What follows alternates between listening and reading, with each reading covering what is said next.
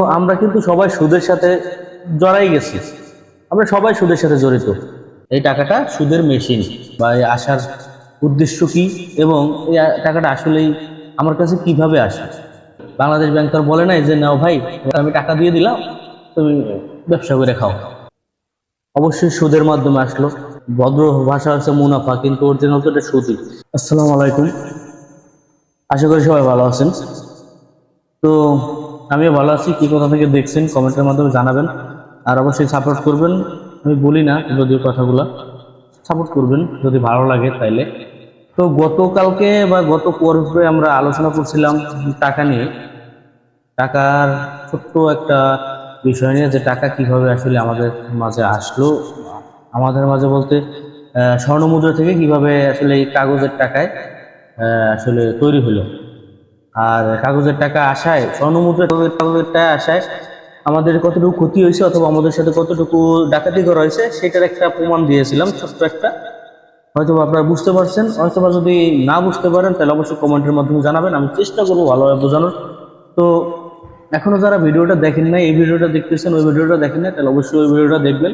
ওই ভিডিওটা না দেখলে আসলে এই ভিডিওটা বুঝবেন না, কারণ ওই ভিডিওর সাথে এই ভিডিওটার সরাসরি একটা লিঙ্ক আপ আছে। কারণ এক ভিডিওতে এত কিছু বলা সম্ভব না, তাই আসলে পার্ট পার্ট আকারে আমি ভিডিওগুলা পাবলিশ করতেছি, কারণ একটা ভিডিওতে অনেক বড় হয়ে যাবে ভিডিওটা, আর বোঝানোটাও অত ইজি না। তাই তো আজকে আলোচনা করব যে বুঝলাম যে মোহরের, স্বর্ণ মোহর থেকে রৌপ্য মোহর থেকে কাগজের টাকা রূপান্তরিত হচ্ছে, কিন্তু এই কাগজের টাকা আমার কাছে, আপনার কাছে কিভাবে আসছে, বা এই আসার উদ্দেশ্য কি, এবং এই টাকাটা আসলেই আমার কাছে কিভাবে আসে।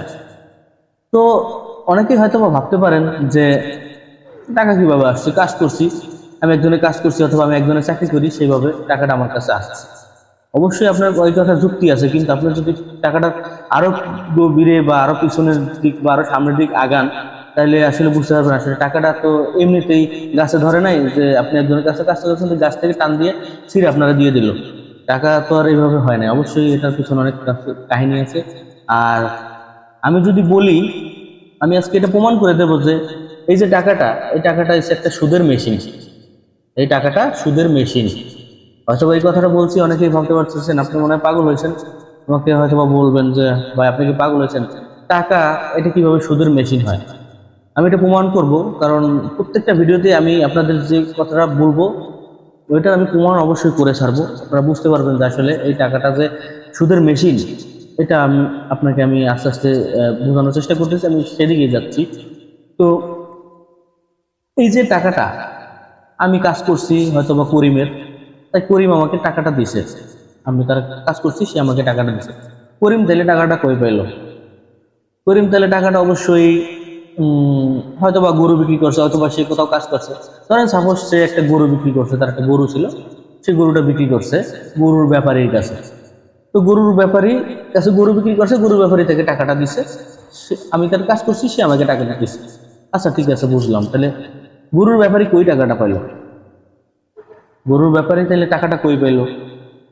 তখন গরুর ব্যাপারী হয়তো বা সে যেহেতু একটু ব্যবসায়ী, সে হয়তো ব্যাংক থেকে লোন আনছে, অথবা সে বড় বাজারে ওই গরুগুলো আবার বিক্রি করছে। ঠিক আছে, তারা আবার ওইভাবে গরু তার কাছে কিনছে। টাকাটা যে কোনো মাধ্যমে হোক, টাকাটা এক না একভাবে ব্যাংক থেকেই সে আনছে। যেই আনুক, আপনি আমি আনি, অথবা করিম আনুক, অথবা করিমের ব্যবসায়ী আনুক, অথবা করিম যার কাছে বিক্রি করছে সে আনুক, যে কোনো মাধ্যমে ব্যাংক থেকেই টাকাটা আসছে। সেটা যে কোনো ব্যাংক হইতে পারে। বাংলাদেশে অনেক লোকাল ব্যাংক আছে, আমি নাম বলবো না। তো আপনারা জানেন অনেক ব্যাংক আছে বাংলাদেশে, অনেক লোকাল ব্যাংক আছে, সেই ব্যাংক থেকে হয়তো টাকাটা যে কোনো একটা ব্যাংক থেকে করিমের যে ব্যবসায়ীর কাছে বিক্রি করছে সে টাকা আনছে। ব্যাংক কোথায় টাকা পাইলো? আমরা জানি টাকা তো আর এমনিতেই ছাপানো যায় না, টাকা তো আর গাছেও ধরে না, টাকা পয়সা ছাপানো দরকার হয়। আর এই টাকা ছাপাইতে গেলে বাংলাদেশ সরকারের অনুমোদন লাগে, বাংলাদেশ ব্যাংকের পারমিশন লাগে, অথবা বাংলাদেশ ব্যাংক ছাড়া কেউই ছাপাইতে পারে না।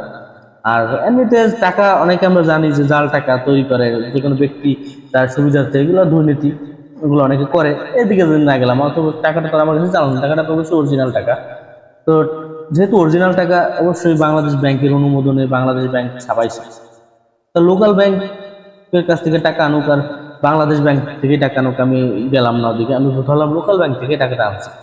কারণ আমরা বাংলাদেশ ব্যাংক থেকে লেনদেন কমই করি, আর বেশিরভাগ লোকাল ব্যাংক থেকেই লেনদেন করি। তো লোকাল ব্যাংক টাকাটা কই পেলো?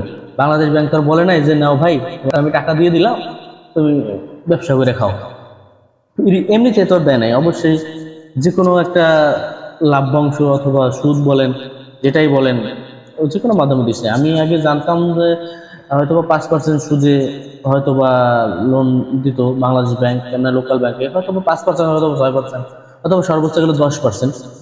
আমি ধরেন 9%, 10%ই মনে করেন আনছে তার কাছ থেকে, অথবা 5%ই আনছে বাংলাদেশ ব্যাংক থেকে। লোকাল ব্যাংক 5% সুদেই টাকাটা আনছে, অথবা আমি ধরি 10% সুদেই আনছি, যে কোনোভাবে যেটাই ধরেন ধরেন সুদ অবশ্যই দিতে হয়েছে। আগে 5% ছিল, অথবা এখন বাড়ছে 10% সুদে। বাংলাদেশ ব্যাংক থেকে 10% সুদে টাকাটা আনছে। তারপর বলে নাও আমরা যেহেতু টাকা নিয়েছি, তাহলে আমরা এখন কি করব? টাকা তো আর এমনি যে লোকাল ব্যাংক, ওই ব্যাংক তো আর বসায় রাখবে না। ওরা কি করলো? ওরা বিভিন্ন লোকে প্রথম অবস্থায় ক্যাম্পেইন করতে, এখন তো ক্যাম্পেইন করতে না, এখন তো সহজে ব্যাংকিং লোনও পাওয়া যায় না, অনেক কষ্ট হয়। আর প্রথম অবস্থায় ক্যাম্পেইন করে, অথবা নতুন নতুন যে ব্যাংক লোকাল ব্যাংক হয় দেখবেন তারাও কিন্তু ক্যাম্পেইন করে, মানে অ্যাড দেয়।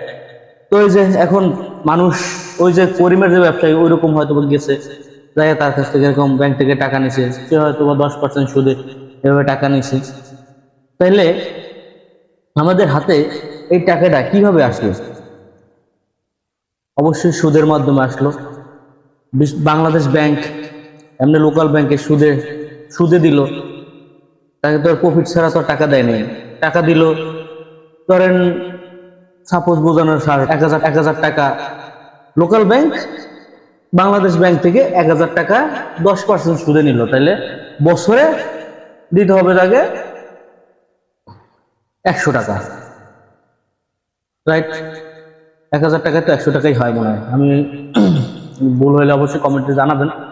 100 টাকাই ধরেন, তাহলে বছরে আমাকে 1,000 টাকা আনছি, তার কারণে আমাকে 1,000 টাকা দিতে হবে, 100 টাকা দিতে হবে 1,000 টাকায়।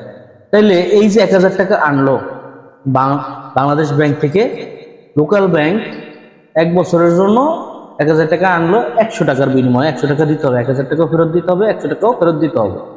তাহলে এই যে 100 টাকা ফেরত দিতে হবে, 100 টাকা তো আর লোকাল ব্যাংকে এমনি বসায় বসায় রাখবে না। ওই যে আমি যেটা বললাম, আমাদের মতো সাধারণ মানুষ অথবা যারা বিজনেস করে তারা তারা আবার যায়, তারা আবার আনে কিভাবে? অনেক অনেক অনেক ধরনের এনজিও আছে, তারপর বিভিন্ন ধরনের ব্যাংক আছে, আর আবার করে কি মাসিক, তারা আবার মাসে সুদ খায়। আমি ডাইরেক্ট বিষয়টা সুদের দিকে বললাম, সুদ অথবা মুনাফা যাই বলেন, ভদ্র ভাষা হচ্ছে মুনাফা, কিন্তু অরিজিনাল তো এটা সুদই। তো এই যে সুদ, তাইলে আমি যে বললাম এই যে টাকাটা, এই টাকাটা যে সুদের মেশিন, আমার কথা কি কোনো ভুল আছে? প্রমাণ পাইছেন? হয়তো অনেকে জানেন যে আসলে এটা আসলেই একটা সুদের মেশিন। তো সুদের মেশিন যে বলছি, এটা কিন্তু আমি প্রমাণ দিছি। তো এই যে সুদ, টাকার প্রথম পর্বে ছিলাম টাকা কিভাবে মোড় থেকে টাকায় আসলাম, টাকা থেকে কিভাবে আমাদের হাতে কিভাবে টাকাটা আসলো। এখন টাকাটা যে আসলো, এটা আসছে কিসের মাধ্যমে? সুদের মাধ্যমে। তো আমরা কিন্তু সবাই সুদের সাথে জড়াই গেছি, আমরা সবাই সুদের সাথে জড়িত। এখন এই কথাটা বলছি, এই কথাটার নিয়েও আমি ভিডিও বানাবো যে কেন আমরা সুদের সাথে জড়িত, এইগুলো নিয়ে ভিডিও বানাবো। যেহেতু একটা সুদের ভিতর ঢুকে গেছি, টাকা নিয়ে গবেষণা করতে করতে একটা সুদের পর্যায়ে আইছি, অবশ্যই এটা সলিউশন অবশ্যই আমরা করব। আজকে এই পর্যন্তই, বেশি বড় বড় ভিডিও বানাবো না, কারণ শর্ট শর্ট করে কিছু পার্ট বাই পার্ট ভিডিওগুলো বানাবো যাতে আপনাদের বুঝতে সুবিধা হয়। তো আজকে শুধুমাত্র আলোচনা করলাম কিভাবে আমাদের হাতে টাকাটা আসলো, এবং এটা যে সুদের মেশিন, এটা আমি প্রমাণ করে দিলাম। পরবর্তীতে আসলে সুদ কিভাবে হয় বা আমরা কিভাবে সুদের সাথে জড়িত হয়ে গেছি, এগুলো নিয়ে পরবর্তী ভিডিওতে হবে। সে পর্যন্ত আমার সাথেই থাকবেন, সবাই সুস্থ থাকবেন, ভালো থাকবেন, হালালের পথে থাকুন, হারামকে দূরে রাখুন। এটা আমরা সবাই ডায়লগ দিয়ে থাকি, কিন্তু আসলে পরবর্তী যে ভিডিওগুলো হচ্ছে সেগুলো ভিডিওতে হয়তো অনেক, এমনকি আমিও কিন্তু সুদের বাইরে না, এগুলো নিয়ে ভিডিও হবে। সবাই ভালো থাকবেন, সুস্থ থাকবেন, আজকে পর্যন্তই। দেখা হচ্ছে পরবর্তী কোনো ভিডিওতে যদি বেঁচে থাকি। সে পর্যন্ত ভালো থাকবেন, সুস্থ থাকবেন। Good bye, tata.